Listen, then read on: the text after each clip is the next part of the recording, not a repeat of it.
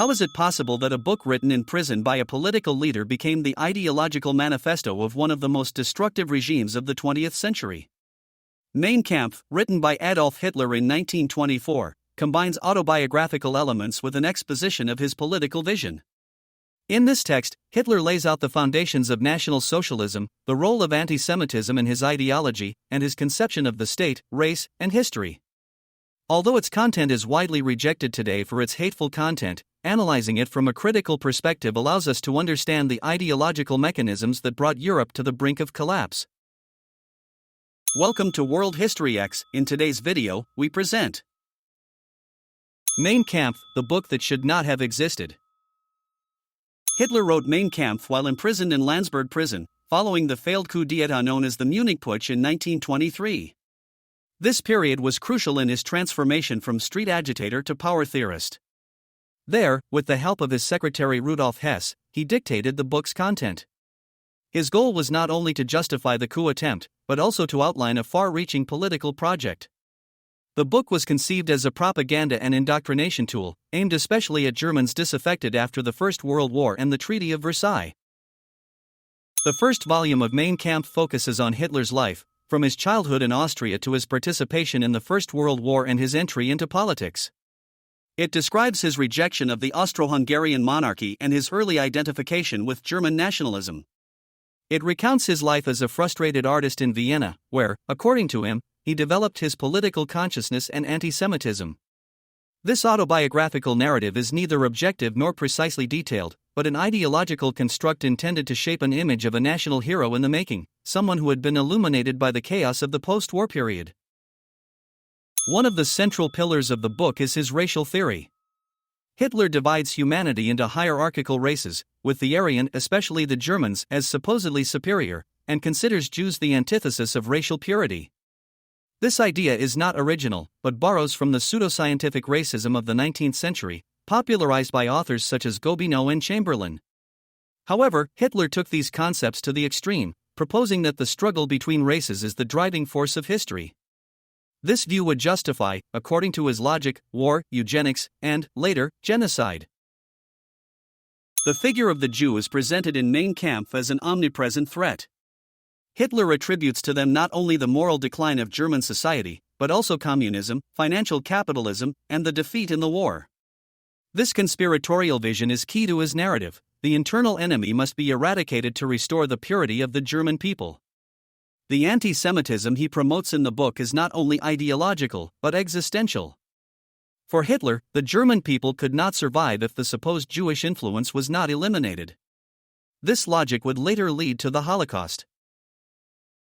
The book also harshly criticizes the Weimar Republic, which he considers illegitimate and corrupt.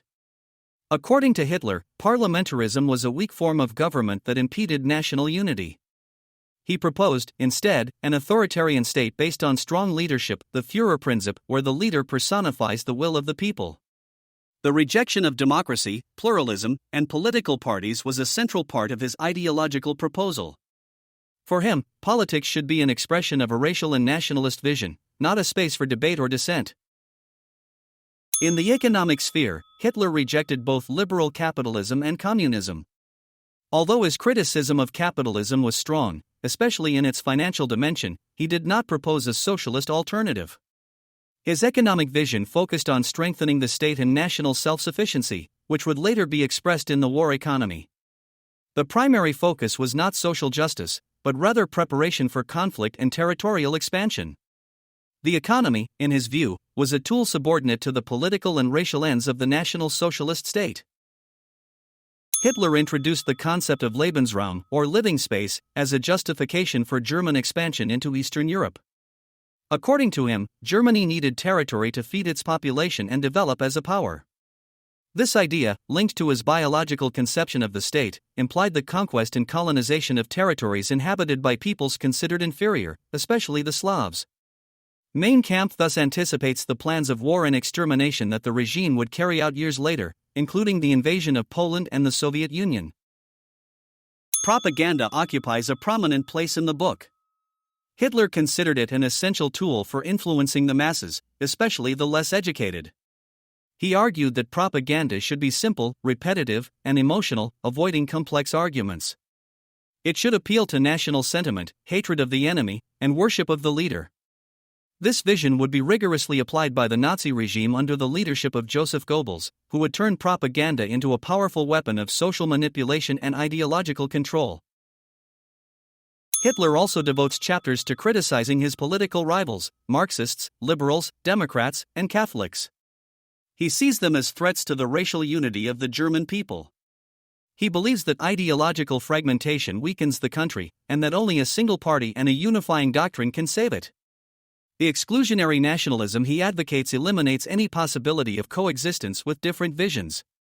In his logic, politics is not a space for dialogue, but rather a space for permanent combat, where only the strongest can survive. Leadership is another key theme in Mein Kampf. Hitler maintains that only a few individuals possess the talent and will necessary to lead a nation. The leader must be obeyed without question, as he represents the embodiment of the people's destiny. This authoritarian conception excludes any system of checks and balances. The state is organized around the cult of the Führer, and any opposition is viewed as treason. This idea will translate, years later, into a personalistic and repressive regime, where Hitler made absolute decisions. Although Mein Kampf was initially a commercial failure, its circulation increased with the rise of the Nazi Party. During the Third Reich, it became required reading in schools and was given at weddings as a symbol of loyalty to the regime. However, many read it superficially or not at all. Its true impact lies not in the number of copies sold, but in how it served as the ideological basis for Nazi policies. It functioned as a doctrinal guide to justify war, persecution, and dictatorship. In literary terms, the style of Mein Kampf has been widely criticized. It is a long, repetitive, and often incoherent text. However, its historical value lies not in its narrative quality, but in its ability to effectively condense and disseminate extremist ideas. Its strength lies in its emotional appeal and the simplification of complex problems, something that can be dangerous when addressing vulnerable or frustrated audiences. It is a clear example of how simplistic discourses can resonate in crisis contexts. The publication of Mein Kampf has been a subject of debate since World War II. For decades, its circulation was restricted in many countries, especially in Germany. However, historians and educators have championed its critical analysis as a tool to prevent the resurgence of similar ideologies. Today, annotated editions exist that contextualize and refute its claims, allowing for serious academic study. This strategy seeks to avoid fetishizing the text and foster a deeper understanding of its role in 20th century history. It's important to emphasize that Mein Kampf cannot be read as a simple testimony to the past. The ideas it contains, racism, authoritarianism, anti-Semitism, ultranationalism, have not disappeared, and in some contexts, they resurface in new forms. Therefore, studying this book with a critical eye doesn't mean justifying it, but rather diffusing it. Understanding how hate speech is constructed and how it connects to collective frustrations can help us develop stronger social defenses against extremism. The analysis of Mein Kampf reminds us that authoritarian regimes don't emerge from nothing, they are built with ideas, words, and promises that appeal to fear and pride. The book shows how social resentment can be transformed into ideology, and how that ideology can unleash human catastrophes. The history of Nazism largely begins in the pages of this text, which was conceived not only as a personal statement but also as a political roadmap.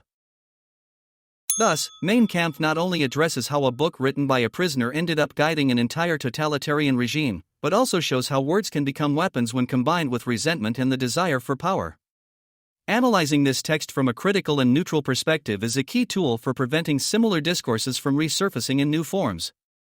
Understanding its context, content, and historical consequences is essential for keeping memory alive and strengthening defenses against extremism. In conclusion, Mein Kampf is a complex document that combines autobiographical narrative with a radical political manifesto. The book offers insight into Hitler's personal transformation and expounds on ideas that underpin the rise of Nazism. Although its content is widely repudiated today, studying it provides insight into the mechanisms of radicalization and propaganda. The work is analyzed as a historical warning about the dangers of extreme ideologies and mass manipulation. Reflecting on this text is essential to recognizing the importance of preserving tolerance and democracy in today's society. If you enjoyed this analysis, here are several suggested videos you're sure to enjoy. Click through and continue exploring the past with us. And don't forget to like the video and subscribe so you don't miss any updates.